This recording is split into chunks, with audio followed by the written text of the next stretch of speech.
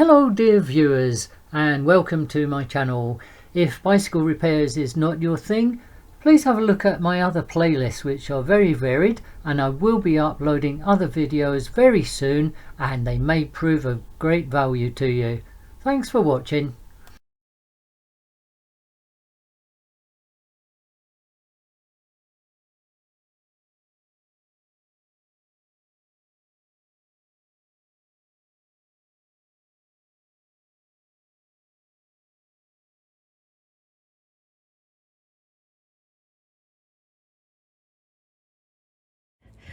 We have owned two of these volt pulses. This is the LS model, and there is sometimes excessive movement in the mudguard, and just there we've placed a rubber grommet just to stop movement there.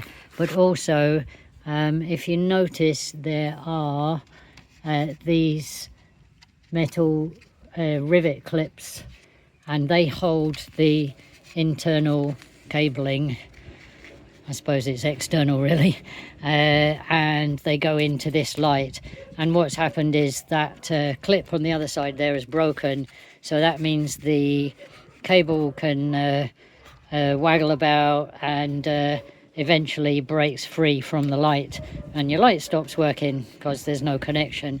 So I had that on this bike, and I rewired it and used a cable clip through the hole where the clip used to be. Now maybe I'm being lazy and not removing the back wheel bar. It's not really necessary.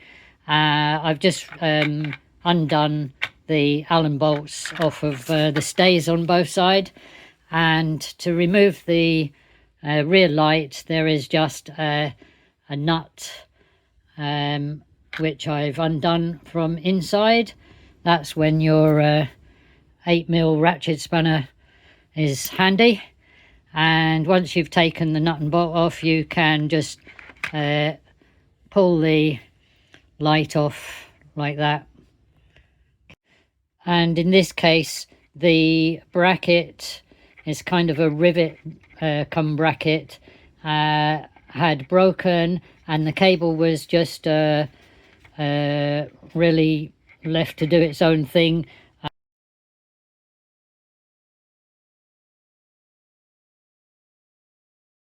So I have found that the cable is too short to reconnect it. It's gone corroded and brittle, so I'm going to have to make a joining piece.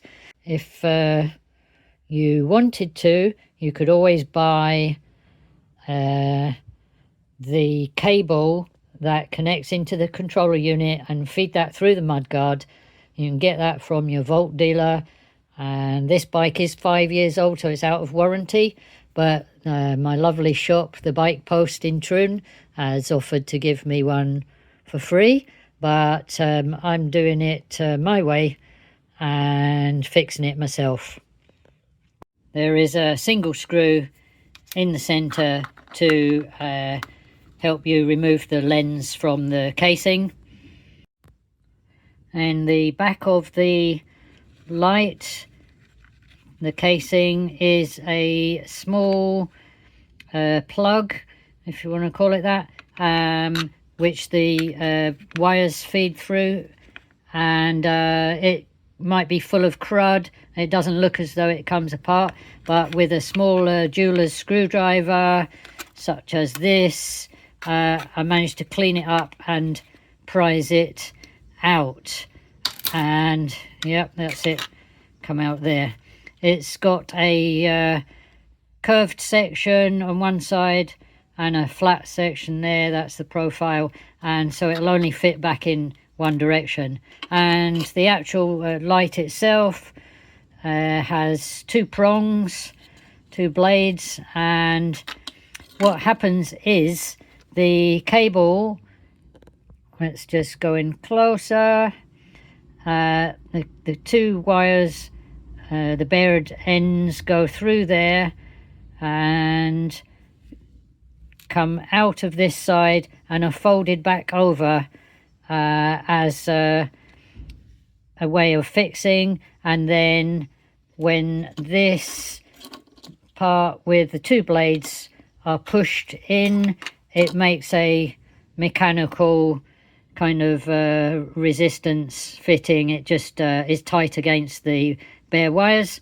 So I'll just show you in principle what I mean in practice with this spare bit of cable that I've got and how it fits.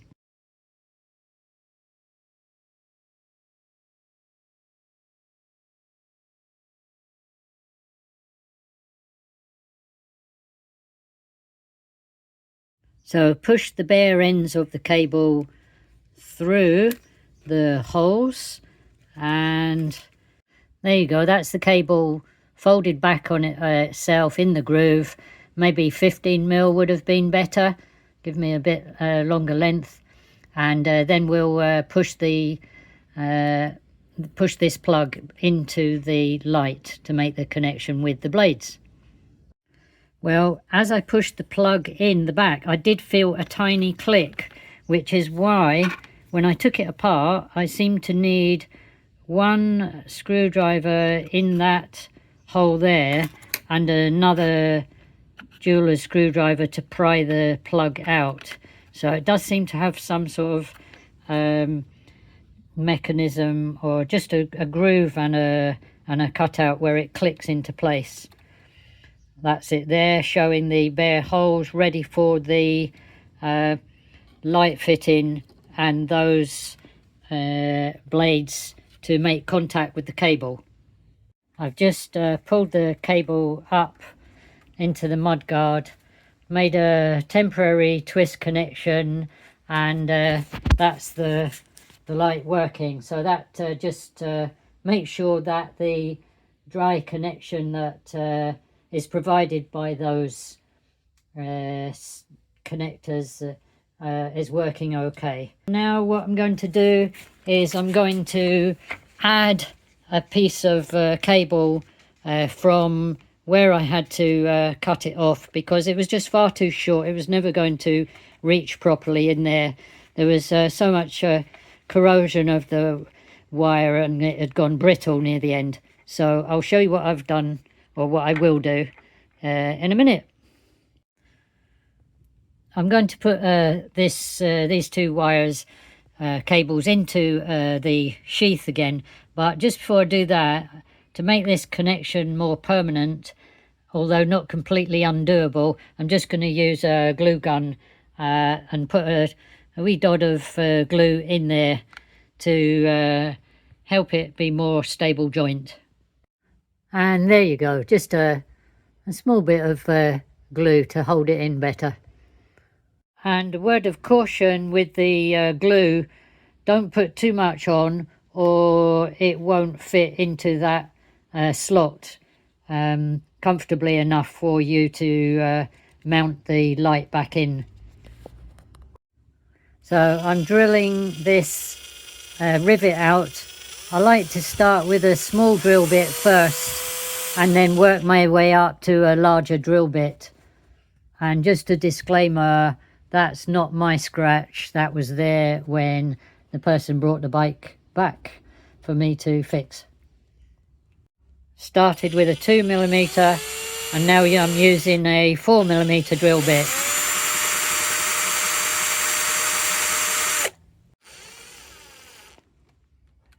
And there we go. That's it. Come out on the drill bit. I've just temporarily put the light in, and I'm measuring how much extra or new piece of cable I need to put in. That's what I've lost when I cut it, and it just seemed to fall apart. It was quite brittle. So I'll need to put a wee extension piece in there. And I've made a small bridging piece there to go between the two sections of wire. Well, that's the bridging piece of wire in there. I've used a heat shrink sleeve, and then just as a little extra, I've wrapped it in electrical tape as well. So now just to fix it in there. Obviously, one way of doing this, I could have left the rivet in there and drilled 2 holes to pass a cable tie through, or I can just use the existing hole with a single cable tie and use the head of the cable to stop it pulling through. I'll show you. I've passed the cable tie through the hole, around the fixed electrical cable and back through the hole. And there it is, pulled tight. Cable's nice and tight in there. It looks no worse than these rivets, these cable brackets that were original, and maybe I'll think of a way of hiding it a bit better. Now, a word of caution: if you've been working on this cable underneath here, I recommend you follow the route of it all the way down.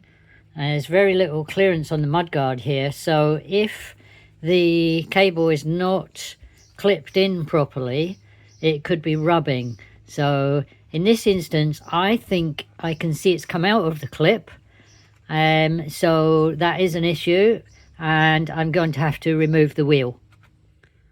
And this is what I'm talking about. With the wheel removed, you can see that this cable has come off of the clip and is in danger of rubbing against the tire. So we'll push that back inside the clip properly and we're good to go.